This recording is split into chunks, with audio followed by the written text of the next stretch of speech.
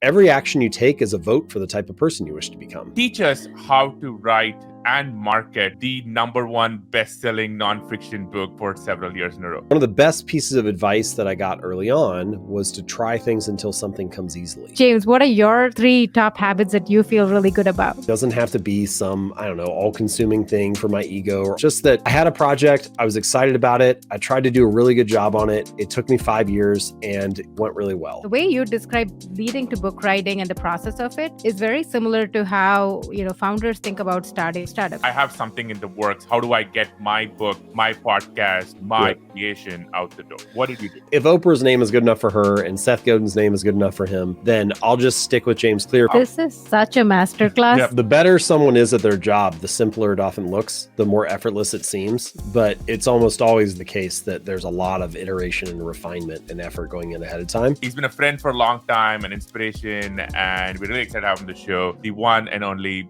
James Clear. James, thank you so much for being here. Hey everyone, welcome to another exciting episode with Aarthi and Sriram. And today we have somebody who genuinely needs no introduction. I'm pretty sure he has sold more copies of any book in the last few years than maybe the Bible. You could not have missed his work at all if you've been towards any e-commerce booking store. But he's been a friend for a long time, an inspiration, and we're really excited to have him on the show, the one and only James Clear. James, thank you so much for being here. Hey, pleasure to talk to you both. Thanks for having me. All right, we're going to start you off with a few softball questions to kind of get you warmed up. So teach us how to write and market the #1 best-selling nonfiction book for several years in a row. Oh man, I don't even know that I know. I've been very fortunate. It's been a wild ride. I do have some lessons, I think, that that will probably apply to launching pretty much any product. The way I think about it right now is 50% of the success of a product is the positioning of it. So the example that I give is there's a chapter later in Atomic Habits where I talk about deliberate practice. It could have been a book about deliberate practice where I talk about habits, but instead it was a book about habits where I mentioned deliberate practice. And I think the difference in how those two books would sell is enormous because just by virtue of being part of society and growing up in culture, that good habits are favorable and bad habits are unfavorable. And I don't have to convince anybody to have that desire. I'm just tapping into a desire that's already there. Whereas deliberate practice, I don't know, you kind of need 30 seconds to unpack it and explain it. And you don't get that with people. When people are looking at your book or any product, really, I'm not standing next to them. They've never heard of me. They don't have any context. So they need to be able to look at the cover of the book, what I call the frame of the book. So the title, the subtitle, the reading line, or basically anything you see on the cover, and get in 5 seconds why they would buy it. Now, not everybody in the world is going to buy Atomic Habits, but I think most people could look at it and at least be like, oh, okay, I understand why that's useful. I understand why people would want to buy it. So the positioning of the product, I think, is really crucial. And then the only way that a product can sell tens of millions of copies is word of mouth. It has outpaced my ability to market it. I have a large audience. I'm very fortunate. I spent a long time, a lot of years, I've been writing for over a decade now, trying to build a huge email list and have a good platform to launch the product. And I did everything I could. And I sort of view product launches as it's almost similar to launching a space shuttle or a satellite. You got to put a lot of effort in to get it off the launching pad and to get it up into orbit. But then if you can go high enough, it kind of stays in orbit on its own. And that's the power of word of mouth. If you don't get it off the pad enough, then it just crashes back down to earth. So the product launch is about getting into orbit. But once it's up there, it's really just word of mouth that's doing it. And the only way to get word of mouth is I like Seth Godin's definition, where he says you want to create something remarkable. And that means that it's worthy of remark. So it has to be so good that people want to talk about it. They have to love it so much that they feel like, oh man, I need to tell somebody about this. And the only way you can do that is by creating something great, creating something that people value or that people find genuinely useful in their life. So I'd say, positioning is crucial. And then you have to have this philosophy where you're always trying to outpace the value that you're asking for. So you can imagine the value that a product creates and then the cost that it is to acquire that product. So not just money, but also, like in my case, the amount of time that it takes for someone to read the book. So you've got the value they get from the book subtracted by the time and the money that they had to put in to get it. And whatever that difference is like goodwill. And I'm always trying to have this huge surplus of goodwill where people feel like it's such a good value, it's such a good trade to read the next thing he writes, or to open the next newsletter, or to buy that book, that it's like, yes, of course I would do it. And so I think if you have that philosophy of always like giving excess value and having this surplus of goodwill, and if you position your products well, and you do a good launch and try to get it up in orbit, if you can do all those things, then maybe word of mouth will take over and it'll kind of run on its own. You touched on many things. In some ways, I think what you do is kind of what Aarthi and I aspire to do in many ways, because you added so much value for close to a decade, maybe longer, with your newsletter, and you have like a really large audience there. How did the idea of a book come about? Like, you had this amazing newsletter, and I remember talking to, I think, Brian Holiday, who's a mutual friend of ours, of the modern day Marcus Aurelius, about what your kind of journey in from having an inbuilt audience writing a book. So what caused that? Why a book? It's a good question. I didn't really start out with some like big grand vision. What I knew was that I wanted to be an entrepreneur. And I tried a couple different things early on, very standard entrepreneurship story, but I kind of floundered around for 2 or 3 years. It was really like 2 years before I found my footing and started writing at jamesclear.com. And one of the best pieces of advice that I got early on was to try things until something comes easily. So that doesn't mean that it's going to be totally easy. It just means that the results are coming faster than maybe they did in other areas. So for example, by the time I was 2 years in and launched jamesclear.com, I had probably started like 3 to 5 different websites and kind of given each one a run for a couple months and tried to see, can I build an email list? Can I get people to, buy a product and sign up for something? And I was just sort of doing some web design stuff in the background, like taking freelance clients to make ends meet. And then eventually, when I started writing about habits and productivity and strategy and decision making, like all the stuff that I kind of write about now, that for some reason, those topics just resonated with people better and the growth was much easier. It was obvious pretty early on that like, oh, this is going well compared to the old stuff. So I think you need to look for those signals of progress early. Then as the site started to grow, after I think I started at 0. A year later, I think I had like 30 or 33,000 subscribers, something like that. After 2 years, I was at 100. And then after 3 years, I was around 220. And that was around the time when I started getting interest from agents and publishers. Like they were reaching out to me a little bit and be like, hey, have you thought about writing a book? And I had some friends who had done it at that point and they were interested. And it kind of seemed like a natural next step. I never set out and said like, oh, I really want to be an author. But as I explored the option more, it was like, yeah, I think this is something I would like to do. And then once I accepted the offer and decided to like do it for real, I got really serious about it. And it kind of became like the all consuming thing that I did for the next like 2 or 3 years. So it wasn't something that I wasn't planning to do it, but once I decided to, I took it seriously. It's kind of interesting that when you talk about, and I haven't written a book. Sriram actually has. He's written a technical book, but it's funny because the way you describe leading to book writing and the process of it is very similar to how founders think about starting startups. Like you started out being like, I wanted to be an entrepreneur, but to me it's kind of interesting to see the comparisons, because you're experimenting in the early days, you're trying out multiple websites, you're trying to see like what's sticking, Yeah. trying to measure growth, trying to figure out what the natural product market fit is, and eventually leading into the book and then investing in that as the project. It's just I would have never thought of it as a way to compare these two. I don't know if most authors think about it that way or if that's how people feel, but I would say that that's true. How my path played out, and that is like the way that I kind of think about it. There are a couple elements I feel like are important details there.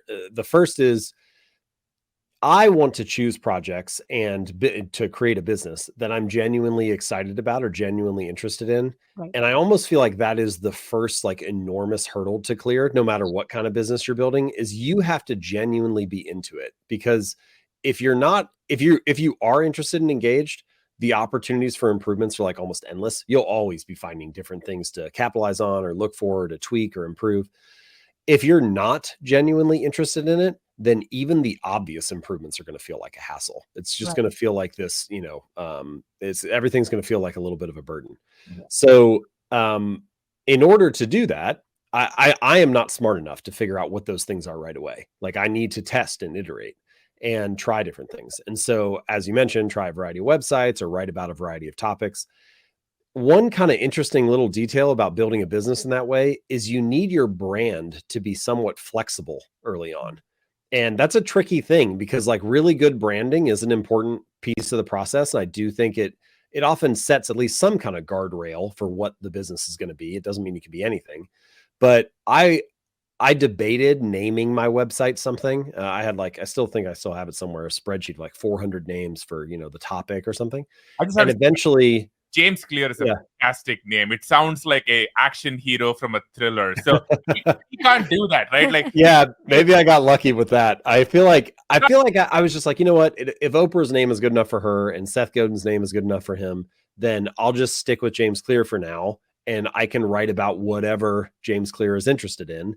And then maybe later, if I figure out what that is, I can double down and create an actual brand around it or something. That's great. Now, again, I didn't know that at the time, but what ended up happening was James Clear, the brand, became the overarching thing. And then Atomic Habits, the product, got the name rather than the business getting the name.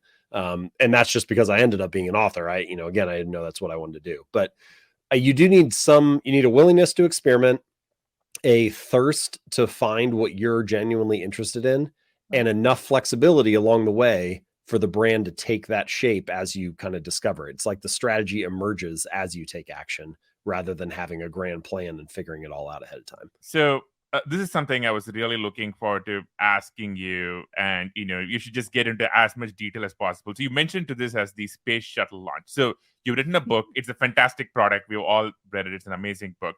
But one of the things I loved talking to you about earlier was the process of actually getting the launch done and marketing it. So could you just walk us through what you did, what worked, what didn't work? Because I think a lot of people listening to this are like, okay, I have something in the works. How do I get my book, my podcast, my creation out the door? What did you do? It's a crucial question. I think it's really important to take it seriously and to get it right.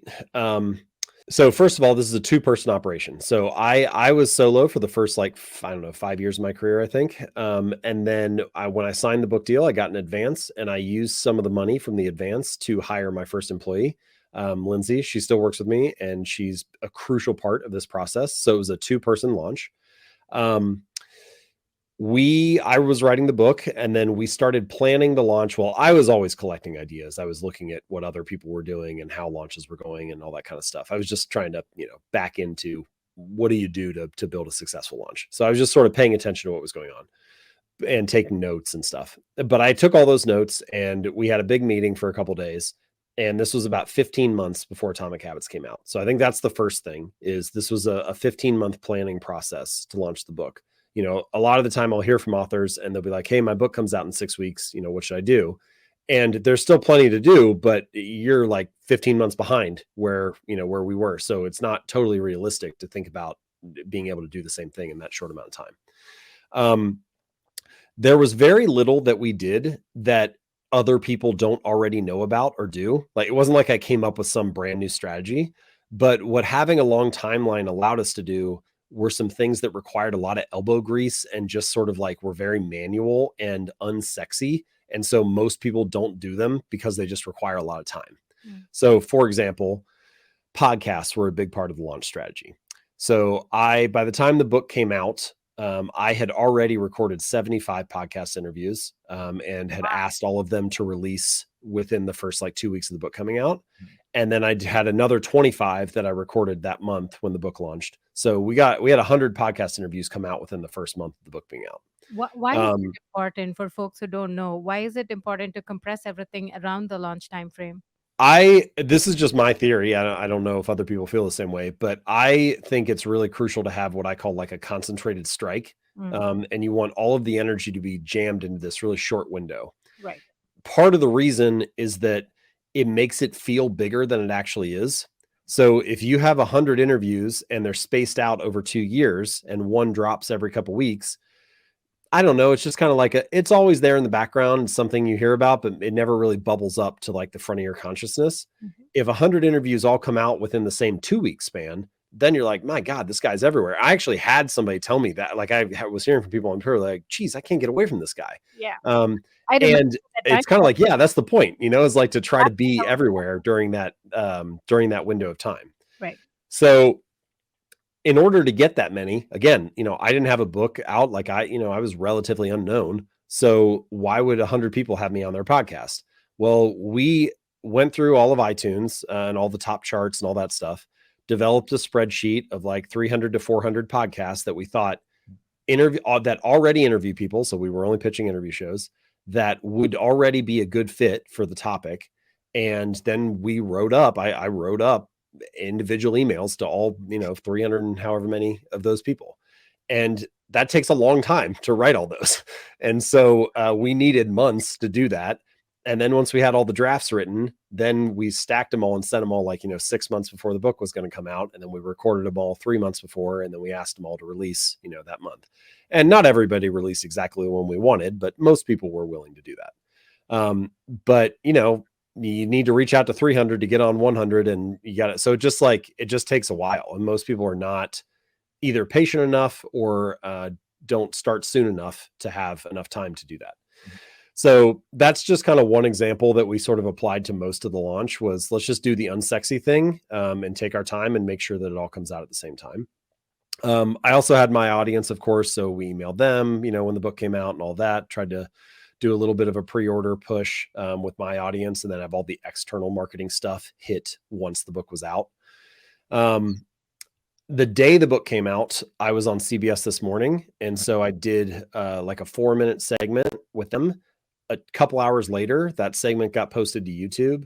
And then we emailed that segment out to my audience like a couple hours after that. And that was the launch day email. And I really think that made it feel like a thing. It wasn't like, I don't know how many people bought because of the TV segment. It was probably, I've tried to estimate it so many different ways.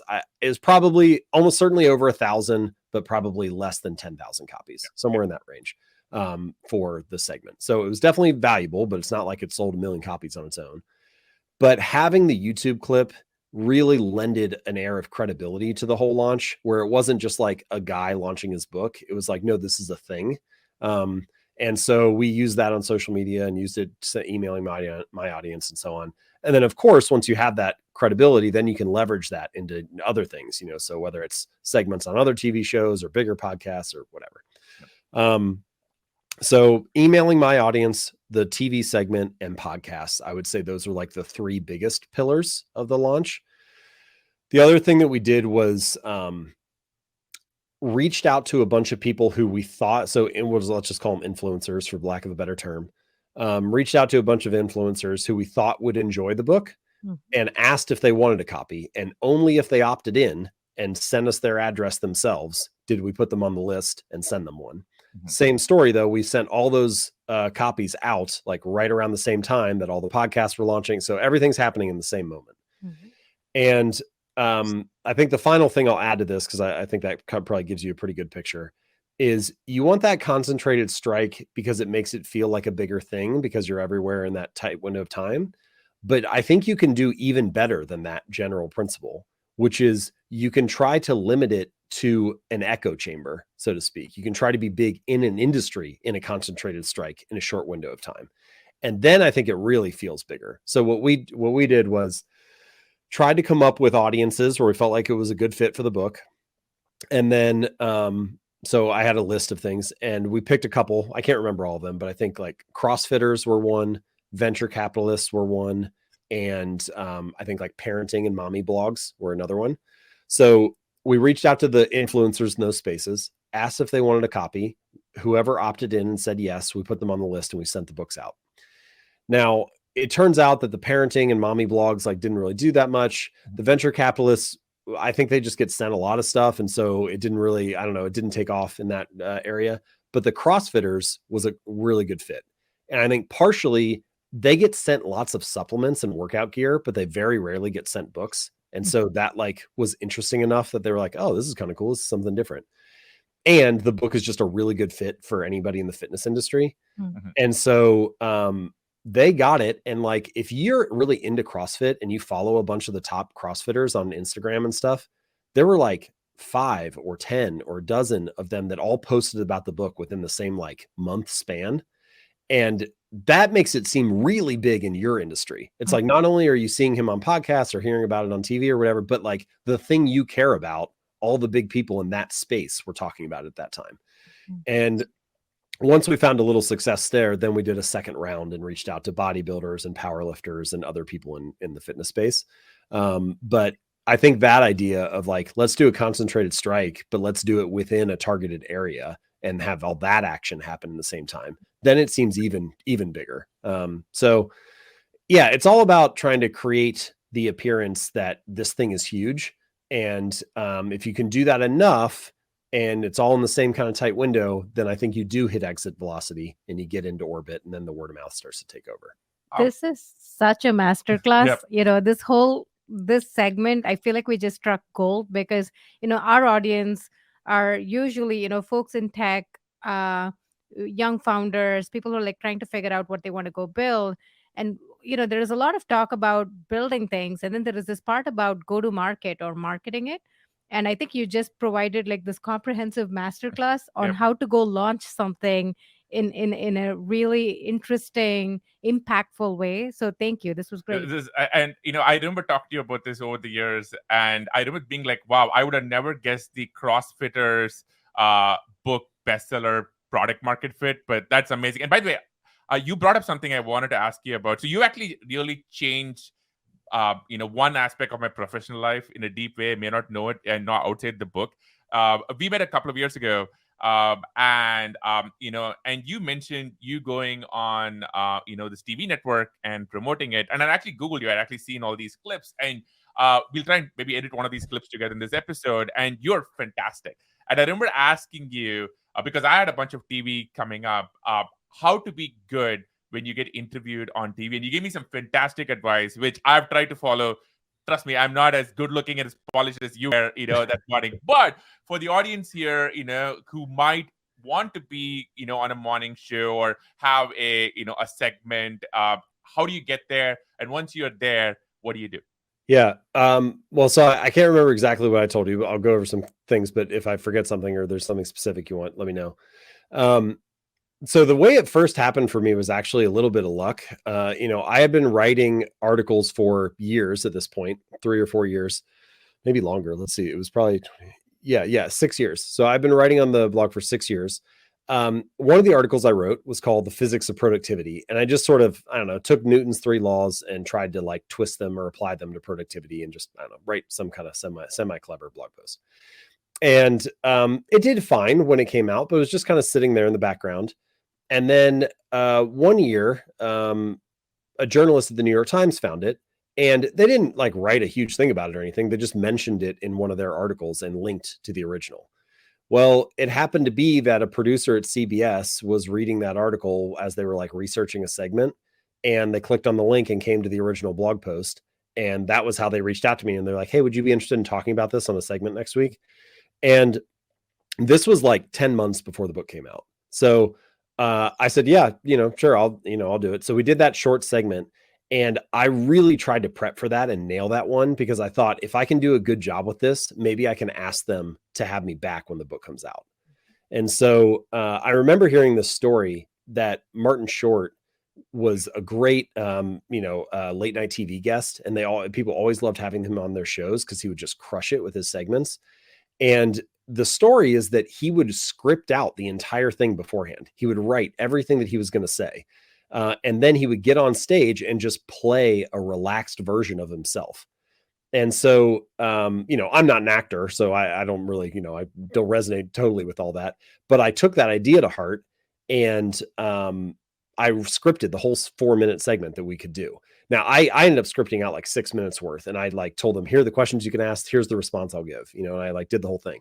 And I sent it over to the producer, and I kind of got the impression that they like never get stuff like that. But it was probably a little over the top, but I actually think he appreciated it because I basically did his job for him. And so we did the pre-call, and he never confirmed like, hey, this is what we'll do. But then we went through the pre-call, and everything that he like prepped me for the segment, I could tell he was just like walking through the document I had sent him. And so I was like, okay, all right, so this is like what it'll be like. So that took a lot of I was still very nervous to get on, national TV for the first time, but it took a little of the edge off because I knew it was coming. And only later did I find out. So Gayle King did that interview, and only later did I find out that anchors often just like go rogue and do whatever they want for the segment. So she didn't follow the script exactly, but at least it created a frame for the interview. And I tried for each answer to have the problem with TV is it's not like a podcast. It's not like this where I am going to have, a lot of time. You have an hour to unpack all the nuance and detail. With TV, everything gets compressed. And so a long segment is like 4 minutes. You're like lucky if you get that much time. Right. Sometimes it'll be like 2.5 or something. And it's so tight that there's no way to have a conversation of any substance. You have to resort to sound bites. And so I was asking myself going in, if I can only say 2 or 3 sentences, like what is the sentence I'm going to say? And somebody's kind of in the background and they like pause for a second and look up at the TV and watch like the rest of the clip. Mm-hmm. And so you try to come up with those sound bites to like stop people in the middle of their morning and get them to watch just for a minute. And anyway, so prepping ahead of time, having those sound bites, and then no matter how the conversation goes, I just try to like go with it, but I try to find a way to work that soundbite in to get to, I usually have like 2 or 3, maybe 4 things. And I'm like, I want to try to get this example in or get this sentence in. So that approach has worked pretty well for me. And after doing that first segment, the first thing I did as soon as we ended and cut to the commercial was I went right over to Gayle and I said, I got a book coming out in 10 months. Like, this is a lot of fun. I would love to come back to do it. And she was like, we'll have you back. The only thing I ask is that we're the first interview. Like, don't go to anybody else. So, then I got her email and followed up like that day and got it on the calendar and made sure everybody, the publisher and everybody was like aligned, and we locked it in. And that was the way that I got on there for launch day. And I do think that ended up being really valuable. And I did the same thing when it was launch day and time for that segment. I came up with exactly the lines I wanted to hit and the sound bites I wanted to say. And I think that, that all went a long way to that clip really helping us. I remember you mentioning the 2 people I want to mention. One is Martin Short, because actually there's a great article, I think it's the New Yorker or New York Mag, which talks about Martin Short being everyone's favorite late night show guest. Because the thing about Martin Short is he's usually a stand-in. He's the guy the late night shows usually get when somebody else cancels, some celebrity cancels, and they like get him in at the last minute to kind of substitute. And producers love him because he basically, like you said, has like 10, 15 pages of material, which you just pitch them, and then you have the story shows up. So he's amazing. The other interesting person, by the way, on late night shows who actually follows a very similar process is Tom Hanks. And there's a recent episode with Tom Hanks on Dax Shepard's podcast where you would think that Tom Hanks, being freaking Tom Hanks, would just show up on a late night show and he'd be like good to go. But he's not. Right? He calls the producer the previous day. He pitches him, hey, here are all my funny stories and quips and anecdotes. And he tries to read, is this funny? And then he has this compressed tight 5 that he goes on Fallon or Kimmel with. And I was like, this is Tom Hanks in 2022, who should be top of the game. And here he is, preparing with some, junior line segment producer. And very, very. It's interesting, the better someone is at their job, the simpler it often looks, the more effortless it seems. But it's almost always the case that there's a lot of iteration and refinement and effort going in ahead of time. Right. And all of these actors, they know the deal. Like, they know that they're producing a TV show, they're creating entertainment, and it's supposed to appear as if it's just like this casual conversation, but it's a product in itself. And I don't think a lot of the time as an entrepreneur or as an author, you don't really think about that. You think we need to market our product, but the marketing is also a product itself. And so approaching it with that lens and taking it seriously, I think it, just goes a long way to getting a better result. I want to kind of come to you a little bit, right? So because one of the, Atomic Habits, which is, has so many amazing things. I think one of the key takeaways I had is, focusing on systems and process rather than the outcome is obviously one common one. But the other part of it is also, how do you identify, right? Like, do you identify as a writer as opposed to being like, hey, I want to have a bestseller someday? So I had a question for you. right? Like you had such an interesting career, right? Like, All American athlete, weightlifter, newsletter writer, and now, every year I look at Amazon, you are number one. Question A, do you now identify as a writer? And number two, now that you have a bestseller out, I assume it's not going to be the only book you ever write. Do you feel now pressure to now live up, be like, hey, this book is the greatest selling album of all time. Now I have my sophomore album. Like, how is that going to be? Yeah, yeah. People are just destined to be disappointed. Um, no, so on the identity piece, I definitely identify more as an entrepreneur than as an author. I still feel that way. I can't deny that I'm an author now because the book exists. So I'm kind of like, I guess that is kind of part of who I am, but I didn't set out with like the quest to try to like have that be part of my identity. I think that speaks to the process that I talk about in Atomic Habits though, which is your habits are how you embody a particular identity. So every day that you make your bed, you embody the identity of someone who's clean and organized. Every day that if you study biology for 20 minutes on Tuesday night, you embody the identity of someone who's studious. Mhm.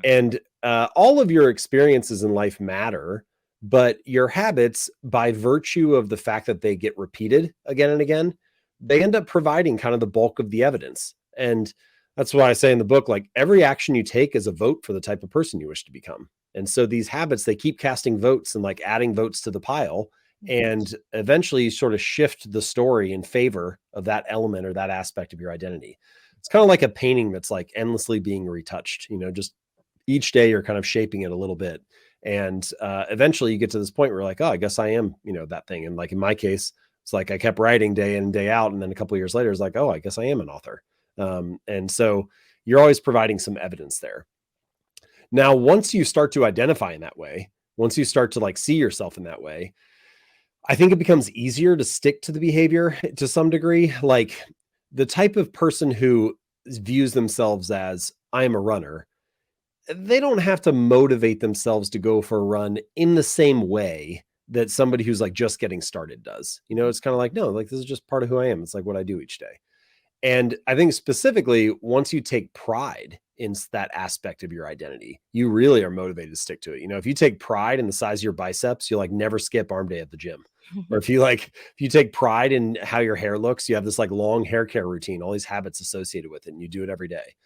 And the more that you take pride in that aspect of who you are, the easier it becomes to stick to it. And almost once it's part of your identity, you're not even really pursuing behavior change anymore.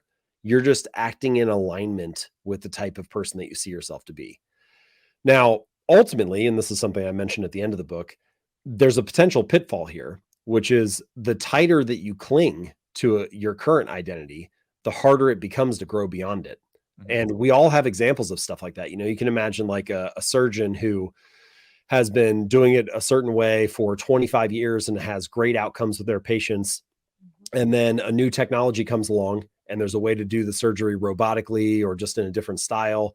And they're like, I'm not going to do that. Like, I know this way works really well. And then 5 years later, they find themselves behind the curve. Or like the teacher who has their lesson plans they've been doing for a decade and doesn't want to integrate YouTube or new technology or whatever into the curriculum. And so again, 5 years later, they're like behind the curve. So the tighter you cling to what you currently are, the harder it becomes to grow. But in the early days, the more you foster and build that identity, the easier it becomes to stick with the habit. So I think it's really useful early on, but then you still need this mindset of growth, evolve or die, and kind of adapting and being a lifelong learner. In my specific case, now I have this identity as best-selling author. And so like, does that threaten me or does that scare me in some way? I'm trying to keep it pretty light. Like I think the way I'm currently looking at it is it can just be a project that went really well. It doesn't have to be more than that. It doesn't have to be some, I don't know, all-consuming thing for my ego or all-consuming thing for, who I am and what my worth is or value or whatever. It's just that I had a project. I was excited about it. I tried to do a really good job on it. It took me 5 years and great. It went really well. And now I'm going to focus on the next project and hopefully I can find something I'll be excited about and do my best on it. And we'll see where that one ends up.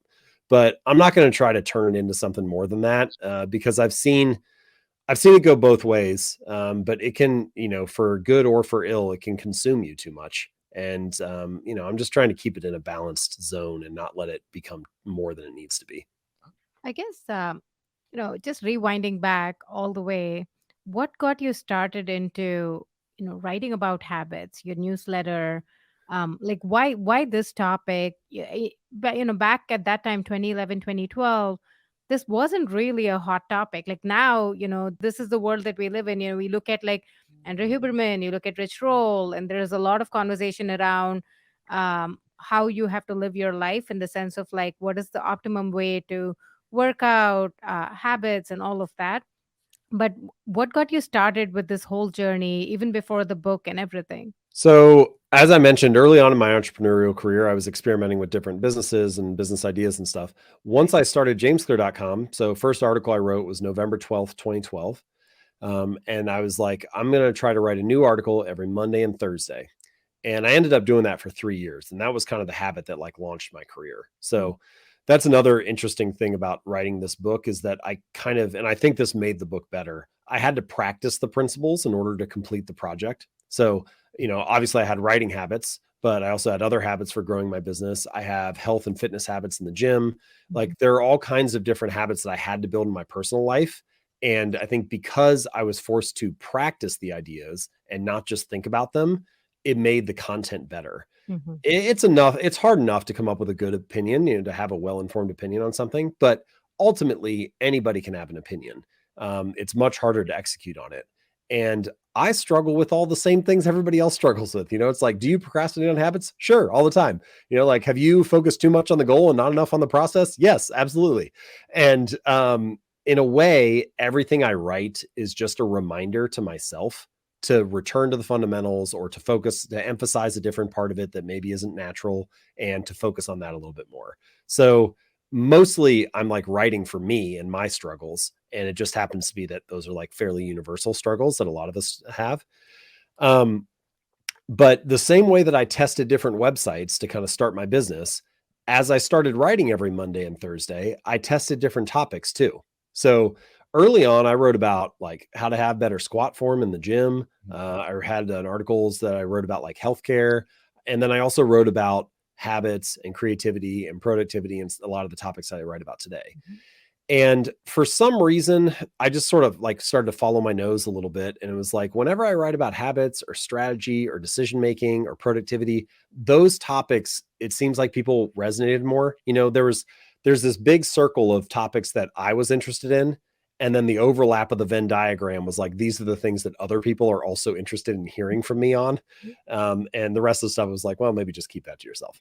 And so as I started to discover that through experimenting with different topics, it was like, okay, I should just I'll keep writing about habits. That's something I'm interested in and they want to hear more about. And that momentum cycle, that kind of feedback loop just fed itself where I'd write an article on it and I'd send it out and then I'd get positive feedback in my email inbox a couple hours later. And that would give me enough energy to be like, okay, people are enjoying this. Let me try to do it again next week. And so then, you do that for a year or two, and it turns out you got 100 articles on habits and you're in a position to write a book on it. When you must have had thousands or hundreds of thousands of people reach out to you about the impact that your book had or maybe questions and thoughts. And, I think a lot of us can assume some of the more common ones, like getting fit, better diet, better sleep, maybe some professional habits like writing a book, etc. I am curious about what are more interesting, maybe personal, family, more human habits that maybe you didn't expect people to pick up or you get asked about. So you're right. Probably the biggest category is health and fitness stuff. That's like the, I don't know, kind of canonical example of building a good habit or breaking a bad one. And then there's lots of productivity stuff for the workplace.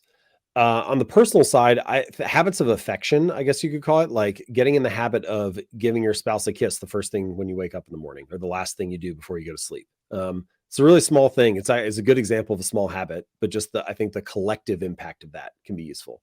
Or this is one that my family practices, which is when we sit down to dinner each night, we say one thing we're grateful for that happened that day. And the interesting thing about that habit, it's so small, it doesn't take long at all to do it, but it's almost never stuff that takes like money or requires, I don't know. It's never like things that take very much, stuff that like anybody could do in any circumstance. Like, I'm grateful for a hug that my daughter gave me, or I'm grateful that we went on a walk outside today, or, it's always stuff like that. And I think the collective impact of habits like that is also that you realize that there's always something to appreciate, even on the bad days. And it feels small on any given day. It doesn't seem to count for very much, but it kind of helps shape your mindset in the long run. So I think things like that are interesting. So those are some personal ones. The other category of habits that I find interesting that I don't think is discussed enough is like, I guess we would call them like meta habits almost, or they're habits that are upstream from other habits. So for example, the habit of reflection review is a good one. So I have a weekly cycle. So I do a weekly review every Friday. And that's like pretty basic business stuff like revenue, expenses, number of new email subscribers, just kind of like, trying to get a bead on where things are at in the business. And most days, there isn't really anything to report on that. It's like it looks mostly the same each week. But every now and then, a couple times a year, there'll be some weeks where like, something's up here. And it just throws a little bit of a flag up and you're like, something needs to be addressed. So I think having that habit of review allows me to identify problems earlier, and it's upstream from a lot of other actions and behaviors. I also have one that's at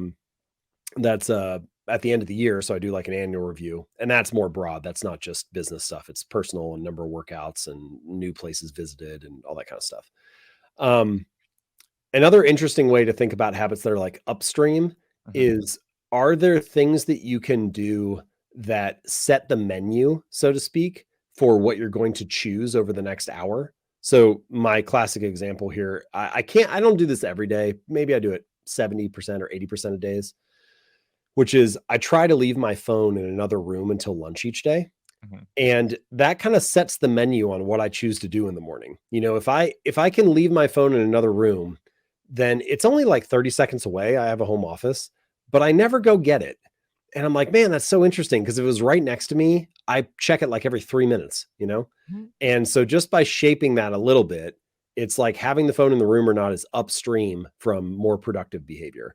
And so I think trying to think about your habits in that way can be a useful frame that maybe people don't use as frequently. This is actually very interesting, because there was a thread in a conversation you're having with Ryan Holiday, which I want to pull on, which is, we live in a world of abundance, right? Like I can pull out this, this device, and I have access to more information than anybody who came before me in humanity. And so much of like what people want is driven by mimetic desire, right? Like, for example, I see this really fit person on Instagram. I want those abs. I see this like person of mine, peer said, who's making more money. I want that. How do you think about I want to build a habit to do this, accomplish this, versus, hey, maybe you should be happy and satisfied, and you, like you said, grateful with where you are, and maybe the person 10 years ago would be really happy with what you've gone so far. Like, how do you maybe reconcile, or are these two in opposition at all? Yeah, it's a really tricky question. And on the one hand, it's tricky because the bar is always changing. Like speaking for myself, I have different things that I'm optimizing for now than I was 10 years ago. So the things that I wanted, they shift over time. And so in that sense, it's always going to be impossible to be there and to be totally done and content, because what you'll want in 10 years is going to be different than what you want now. Sometimes that means that you've like upgraded and it's more luxurious and more materialistic or whatever. But other times it just means that you're in a different season of life. Like 10 years ago, I didn't have a family and didn't have kids. So I wasn't optimizing for time with them the way that I am now. And that's not materialistic. That's just life changing and entering a new season. So, so part of it is shifting. The kind of core thing that I think you're asking here is, in the way that I would phrase it is, do you have to be dissatisfied to be driven? Which is an interesting thing. It's like, where does ambition come from? Is it the gap between what you have and what you want, or what you have and what you envision? And is that gap necessarily there for ambition to exist at all? Does there have to be some desire to get to a place that you are not at right now for you to feel the urge to move at all? And at some level, I think it probably does. But I also think we can frame it in maybe a more advantageous way, or at least think about it in an advantageous way. So if you take like an acorn or a seed, for example, and you plant it into the ground, and it grows up to sprout out of the ground and then to be a sapling and eventually to be this enormous oak tree.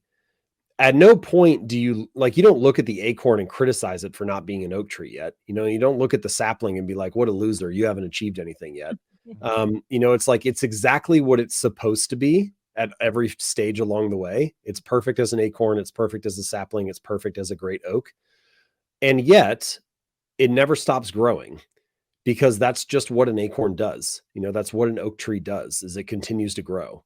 And I try to look at myself in that way too, where it's like, there's no reason to be dissatisfied with your current state. You can be an acorn or a sprout or a sapling or an oak tree, and you can be perfect at each stage along the way. But I'm going to continue to grow because that's just what I do. That's like part of who I am and part of what I'm interested in.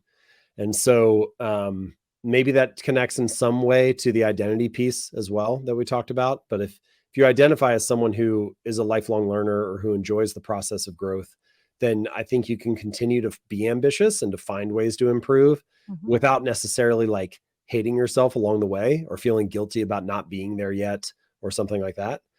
So I think that's that kind of part of it. The other thing that you mentioned though, which I think connects to habits in an important way, is this idea of mimetic desire and kind of imitating the people around you or the habits of those around you. And first of all, I think that's a very natural thing to do. Like I'm someone who I would consider myself to be very results oriented. And the natural thing that you do is you look at people who have the results that you want to have. And then you start asking, like, how do they get those? And what can I do? And how can I, maybe I should have the habits that they have, and that'll get me there. So I think it's a totally normal process to go through.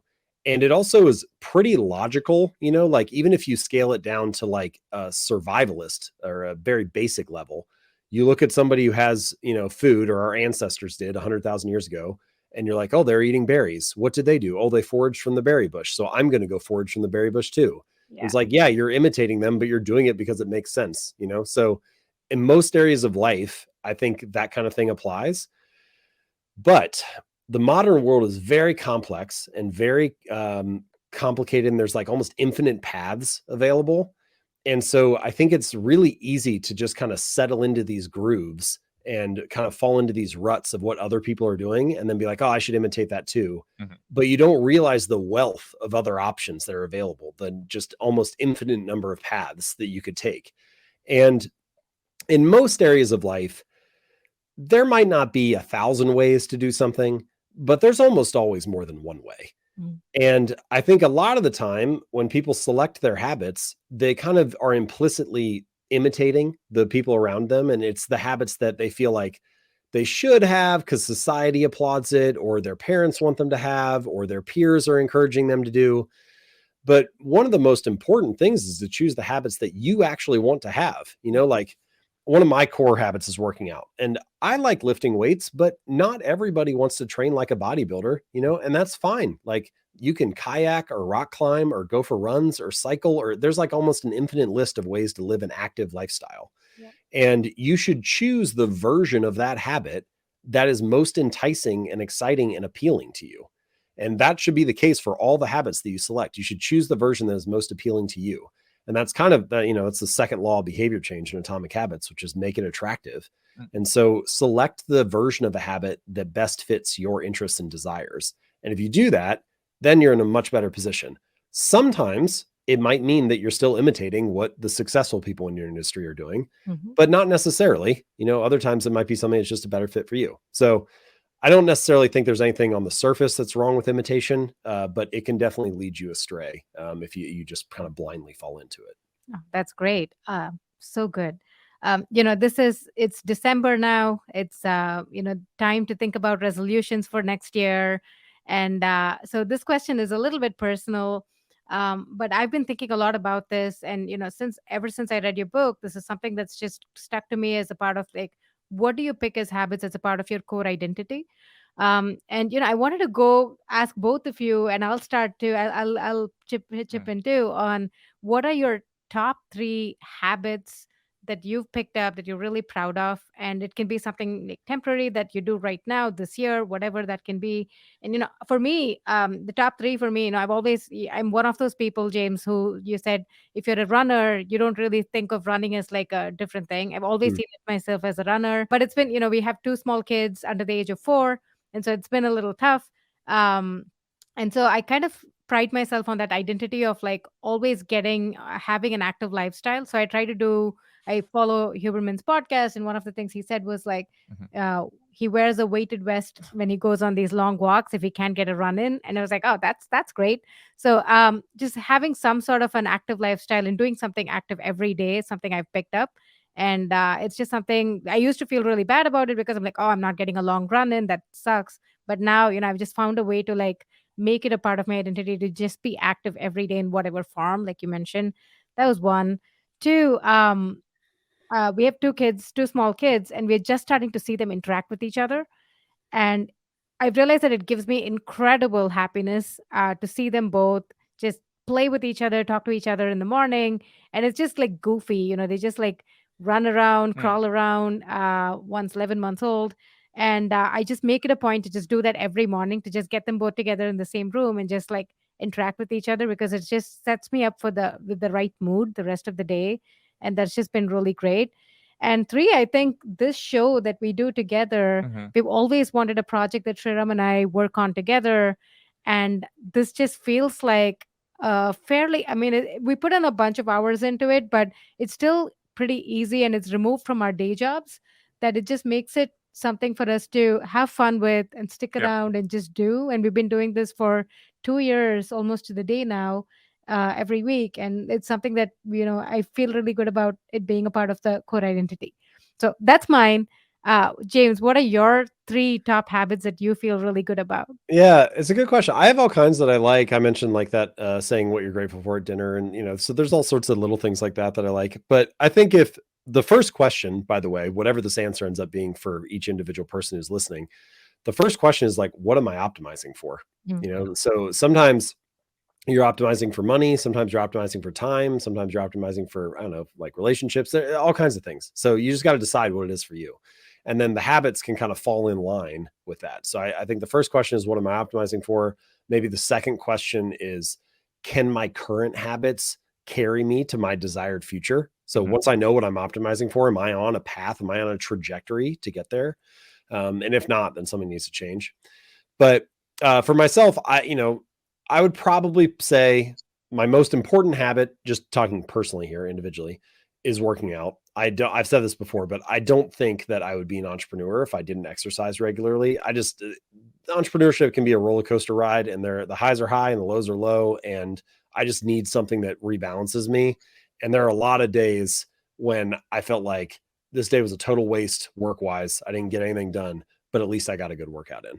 And so at least I can go to sleep and feel decent that night.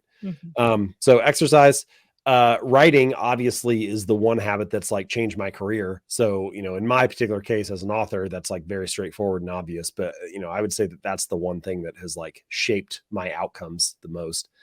Um, but upstream from that is reading, and the habit of reading, or the habit of I'm very there's this quote about Emerson where it said like he read the way that a hawk like flies over a field searching for prey. Mm. And I feel like that's kind of how I read books. I don't really read them for like leisure. I'm reading them to like extract prey or to like find ideas.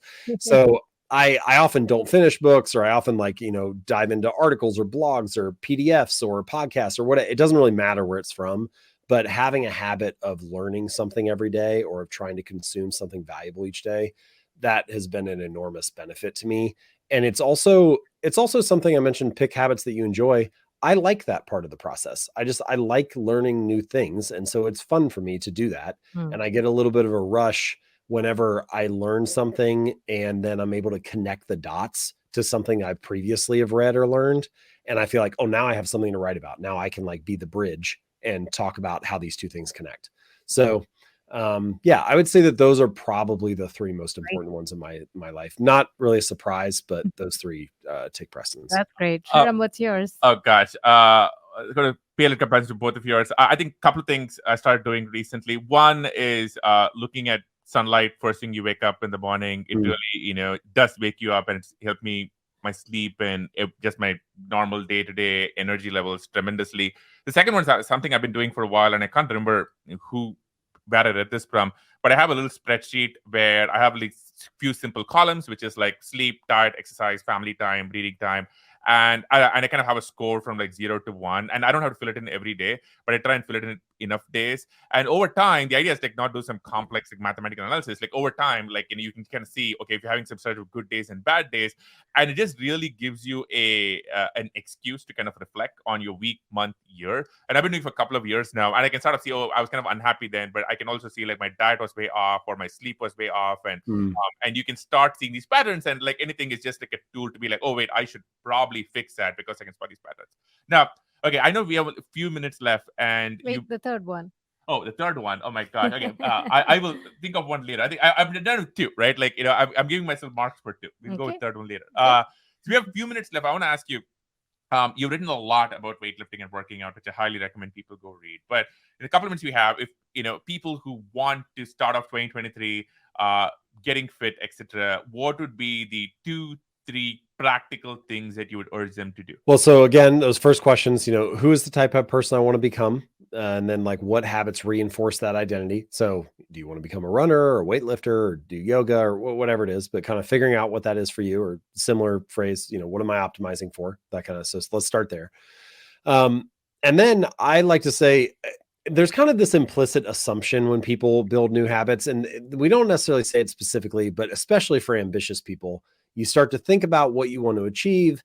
And then the natural sort of feeling or question in the back of your mind is like, what could I do on my best day? Like, how can I achieve peak performance?